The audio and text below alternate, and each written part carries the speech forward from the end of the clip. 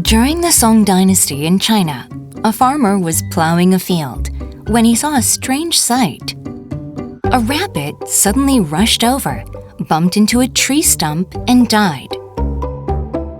The farmer, who got a rabbit meat for free, threw away his plow and just sat in front of the stump since that day. But he couldn't get a single rabbit even after waiting for many days.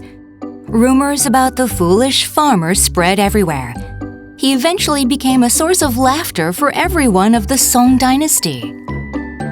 This story is the Suju Daito from the Odupyeon, written by a law theorist, Hanbija, at the end of the spring and autumn warring states period, a metaphorical term for the foolishness of those who do not want to develop because of the old paradigms.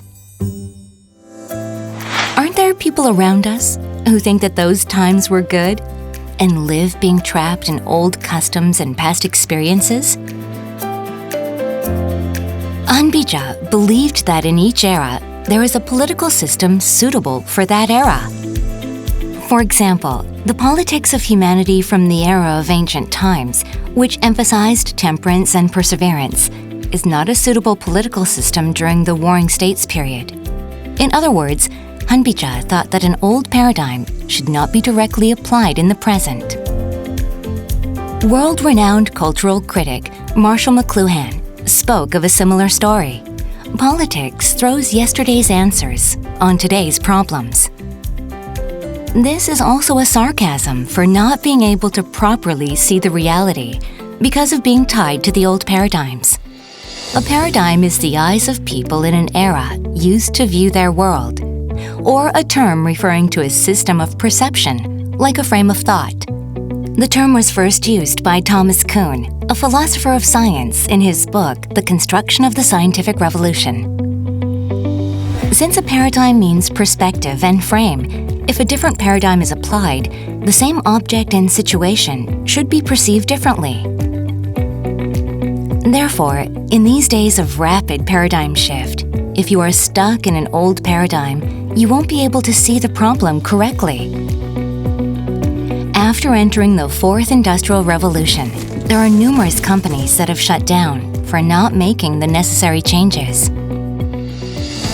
In 7 Habits of Highly Effective People, before discussing the 7 habits, Stephen Covey explains the concept of paradigm in detail. And in the conclusion part, he emphasizes once again that the paradigm shift is a change from within. This is because they thought that the 7 habits would be meaningless if the paradigm was not established correctly. Covey compares the paradigm to a map. A map is a guide for us to find our destination. Of course, only when the map is accurate, we can arrive at our destination. If an old place name, which is difficult to confirm, remains unchanged, or the map is incorrectly marked, the more effort we put into walking, the further away we will get from our destination. In the end, the sweat and effort you shed will become meaningless for walking in the wrong direction. Chai Wanfei, a modern scholar in China, coined the term yoshigujin, which means to move forward together in line with the flow of the times, while explaining yoshigujin. Chai Wanfei lamented the situation of the country suffering from the Western powers in the early 20th century. He hoped that China would overcome the difficulties by breaking away from the old paradigms and accumulating a paradigm suitable for the flow of the new era. Chai Wanfei's yoshigujin was not simply to adapt to the flow of the times, but to move forward while creatively and proactively adapting to the changes of the times.